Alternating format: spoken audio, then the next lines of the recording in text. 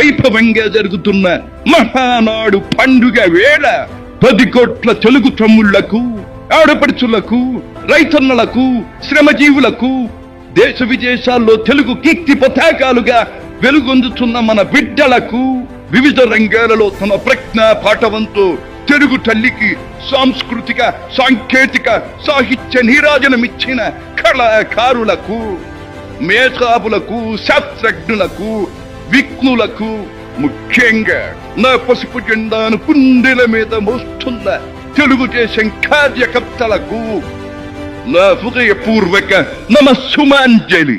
సరిగ్గా 43 ఏళ్లయింది నా తెలుగు వారి కోసం, నా తెలుగు జాతి ఆత్మ గౌరవం నిలపడం కోసం తెలుగుదేశం పార్టీ స్థాపించి. నేను స్థాపించాను అనే కన్నా పుట్టింది అనాలేము. ఎందుకంటే ఆనాడు కార్మికుడి చెమట నుంచి, కర్షకుల రక్తం నుంచి, చాడిత పీడిత ప్రజల బాధ నుంచి పుట్టింది తెలుగుదేశం. కులమత వర్గాలకు అతీతమైన నవ సమాజానికి సరైన నిర్వచనం చెప్పేందుకే తెలుగుదేశం పుట్టింది. పేదకు కనీస అవసరాలైన పూటకు పక్కెడన్నము, తన దాచుకోవడానికి పక్కా ఇల్లు, గౌరవం నిలుపుకోవడానికి ఒంటి మీద వస్త్రం, వీటితో పాటు రైతన్నల సంక్షేమం, ఆడపడుచుల అభ్యుదయం, బలహీన వర్గాలకు పాలనాధికారం, వీటిని అందించడం కోసం మొదలైన తెలుగుదేశం ప్రస్థానం ఆ తరువాత ఎన్నో మలుపులు తిరిగింది. కొత్త జగతికి, అపూర్వ ప్రగతికి పాటను వేసింది. హైదరాబాద్, సికింద్రాబాద్ లకు ట్యాంకు బండతో నేను సాంస్కృతిక వారధి కడితే, ఆ తరువాత సైబరాబాద్ అనే కొత్త నగరాన్ని పుట్టించి తెలుగు నేలకు, ఆధునిక ప్రపంచానికి సాంకేతిక వారధిని కట్టించిన వాడు చంద్రబాబు. లక్షల రూపాయల జీతం గురించి ఏమారైనా కలగన్నామా? దాన్ని సాధ్యం చేసింది నా తెలుగుదేశం ప్రభుత్వమే అని చెప్పడానికి మాకు గర్వకారణంగా ఉంది.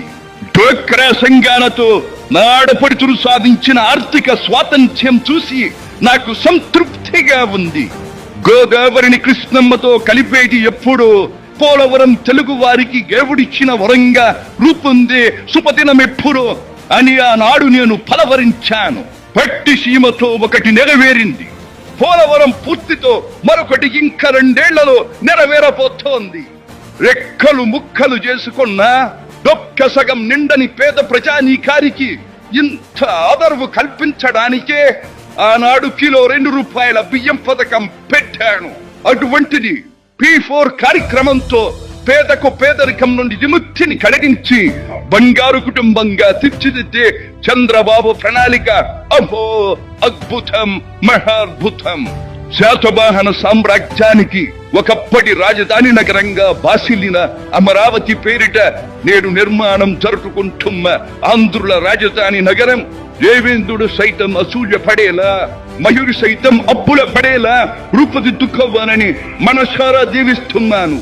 క్రమశిక్షణాపూరితమైన అభ్యుదయ సమాజ నిర్మాణ శక్తిగా యువతను మలచడం కోసం ఆనాడు నేను కలను కన్నాను. యువగణానికి ప్రాధాన్యమిచ్చి యువశక్తికి పదును పెట్టి నా కలను నేడు తీరుస్తున్నాడు నా మనవడు లోకేష్. అంతేకాదు, అధికారానికి సరైన నిర్వచనం మానవ సేవ అని ఆనాడు నేను పాటించిన నియమాన్ని నేడు గతంలో ఆచరించి పార్టీ కార్యకర్తకైనా సాధారణ పౌరుడికైనా అండగా నిలుస్తూ నా వారసత్వానికి వన్నెదిస్తున్నాడు లోకేష్. గగన సీమ నుండి ఇది చూసి అయ్యా రే ఫలా ఫలా మనవడా ఫలా అని మురిసిపోతోంది నా మనస్సు. ఈ దేశం మనది, దేశ సమైక్యతే మా సిద్ధాంతం, మా రాష్ట్రాభివృద్ధే మా దేశాభివృద్ధే మా లక్ష్యం అంటూ ఆనాడు నిత్యం నినదించేవాడి. ఈనాటి వికసిత భారత్, వికసిత ఆంధ్రప్రదేశ్ గురించి వింటుంటే ఇదే కదా నేను కోరుకున్నది అనిపిస్తోంది.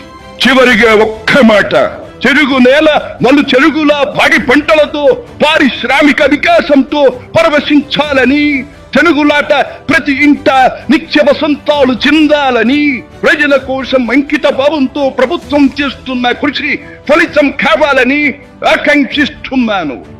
సెలవు. సర్వే జన సుఖినో భవంతు.